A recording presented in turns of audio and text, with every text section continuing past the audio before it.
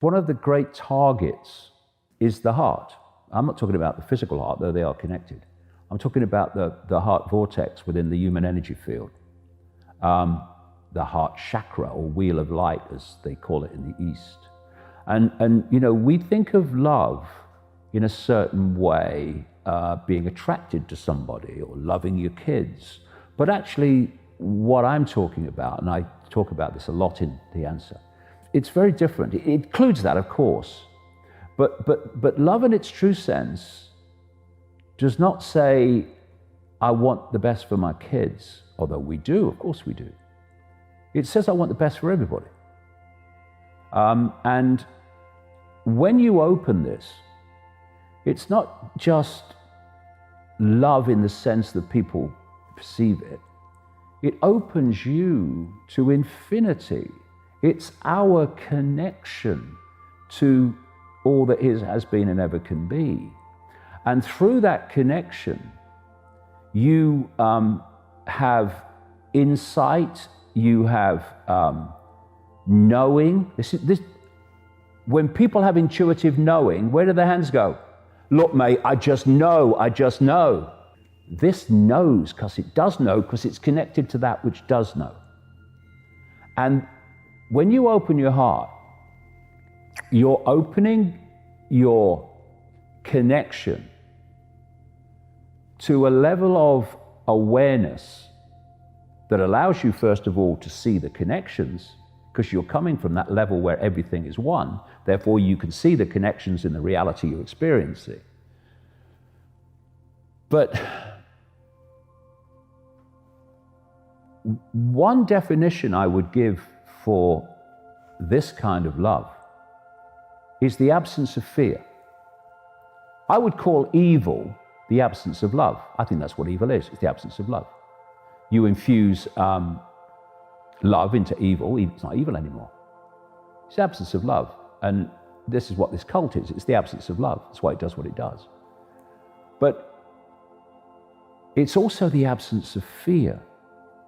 Because once you open to this insight, this self-identity, you know there's nothing to fear. Because whatever happens, whatever experiences we're having, there'll be another one along in a minute, we are always an expression, a point of attention within all that is, has been, and ever can be. And however bad the experience we're currently having, that is what we always are. All that is, has been, and ever can be.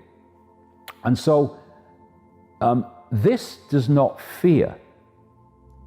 This will always do what it knows to be right, and therefore does not consider consequences for doing what it knows to be right, because it would never consider doing anything but what it knows to be right. Thus, consequences are irrelevant. This says, I'd like to do this, but what are the consequences? And you'll always find a list of consequences why you wouldn't do it. This says, I do what I know to be right. Consequences, therefore, are not even a conversation. And one of the great fears that people have, well, it's the foundation fear, I think, is the fear of the unknown, which manifests as the fear of death. And the manipulation of the fear of death is the manipulation of this pandemic. It's why people have been frozen in fear, because they fear death. It's why doctors have so much power. Well, actually, you are all that is, has been, and ever can be, and always will be. You're just having a brief experience. So this is without fear. It doesn't consider consequences. What I mean by that is it knows that if you cross the road in front of a truck, you're going to get damaged. But I mean consequences of what will people do or think or say about me, what will happen to me for doing what I know to be right. It doesn't even consider those consequences. I never consider them. Because to consider them is to consider not doing what I know to be right, not having it. Because you reach this point of connection and this point of insight, you know, and I'm not sitting cross-legged on a mountain like a Buddha. Anyone can do this. It's our natural state. We're being manipulated into an unnatural state. This is what I'm describing as our natural state. When you open your heart, you know that death is nothing except a transfer of attention. That's all it is. I've got a picture in the answer, and it's of a bloke with a headset, a virtual reality headset, and he's just taking it off and looking around. And I put a caption underneath, "My God, I've just died." Because that is what death is, basically. It's taking the headset off. It's moving out of this brief experience into the expansive true self. So when you open this, all this comes to you. You know all this. And therefore, this would never be intimidated by authority seeking to impose itself upon you when you know it's not justified and it's about destroying your freedom. This is freedom. It's the freedom of knowing that the scale of who we really are. It's the freedom of connecting with all that is.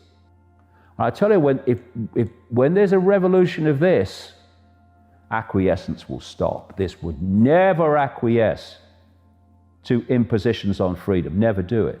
Always does what it knows to be right. This is the revolution. And the heart is the center of everything. And people talk about the physical heart, okay, but if you go back, what they're really talking about is this heart, the energetic heart, the connection out there. And you look at all the things, all the symbolism through the ages and still today relating to this. Open heart, heart of stone, broken heart. You look at all the phrases relating to the heart, and it's because this is the center of everything.